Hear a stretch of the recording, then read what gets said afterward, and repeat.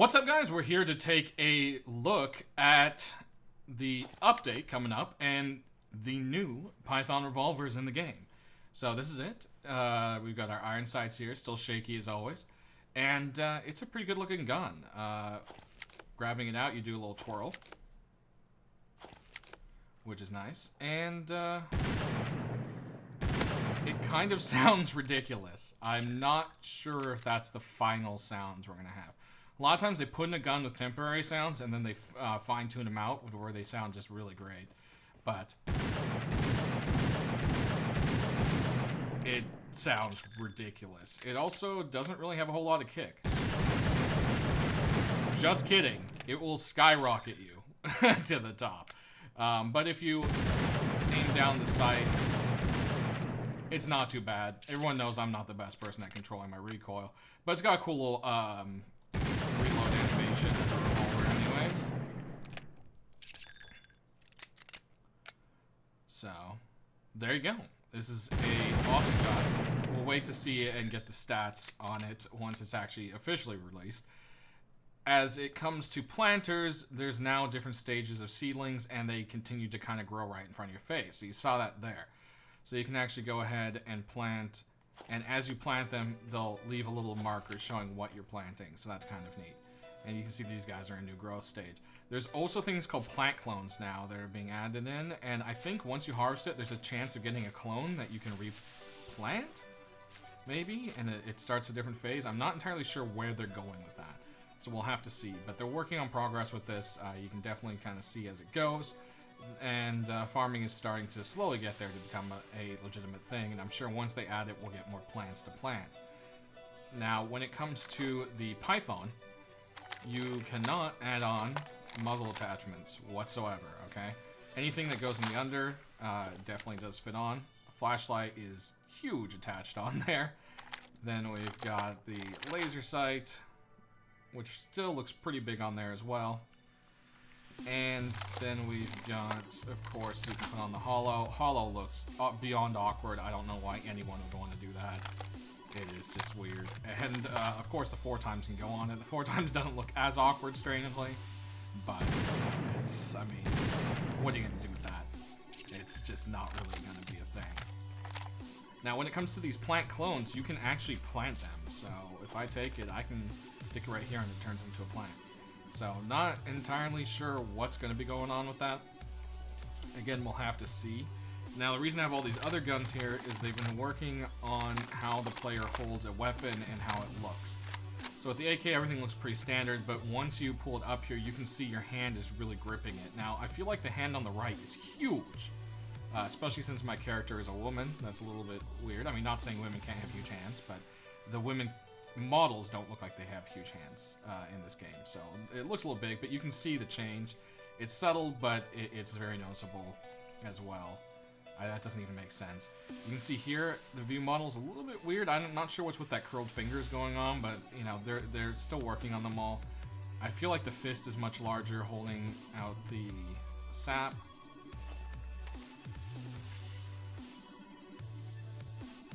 Here, I'm not sure they've actually worked on it because you can't see a hand. It seems like it's, like, right in your face, so I think they're trying to kind of eliminate that, make it look better. Like, here again, you can see the hand's really close, but it's, you know, looks like, hey, I'm holding a gun actually for real. The LR was tweaked a little bit from last week, but it's pretty much the same. And then, let's see here.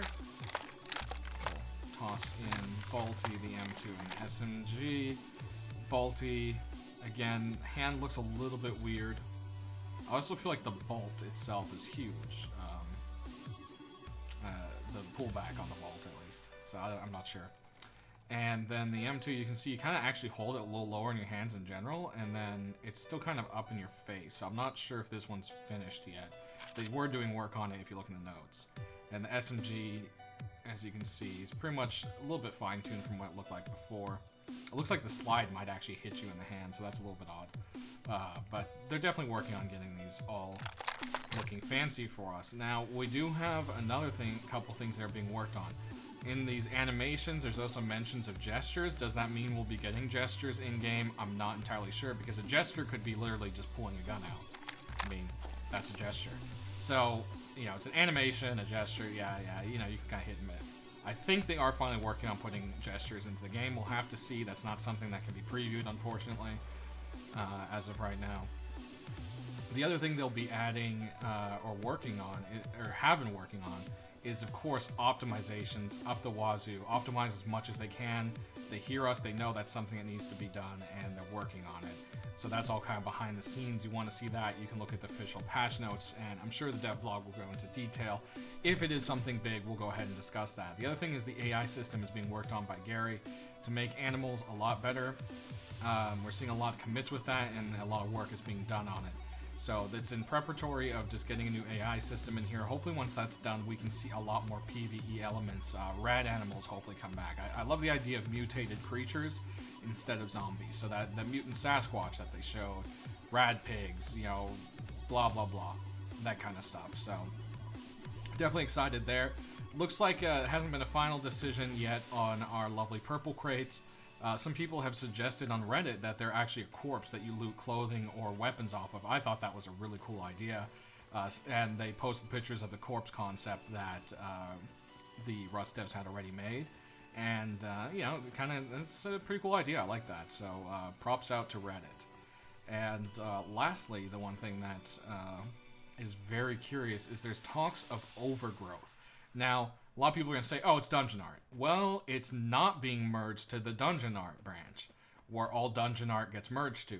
So could this be the system we've all been waiting for, where our bases actually start to overgrow, depending on what area they are? You know, in the forest, they grow ivy. If there's ever a swamp, they'd grow mossy, I guess. If in the desert, they get covered in sand. In the snow, they're covered in snow. Is that Overgrowth that system? Was that tossed behind? Is that going to be too much resources and kill our frame rate? Who knows what it is. As of right now, it's literally just a patch note. So we'll have to see if they say anything in the dev blog or just keep an eye out for it in the future. But if there's anything significant added, of course, through the dev blog, I will cover that in another video, guys. Thanks for watching as always. And I don't know about you, but I can't wait to test this puppy out on some people's faces. And, oh, the last question that probably everyone's going to ask is it craftable? And it is craftable. It is 3 metal pipes, 2 springs, and 5 high qual. I can't believe I didn't mention that in the beginning of the video. So I am deeply shocked. I thought for sure this was going to be a drop only because of how nice it looks. But hey, I'm going to take the blessings and be happy that we can craft this beast. And everyone can give it a nice try. So, thanks for watching, guys. Click that like button. We'll see you next time.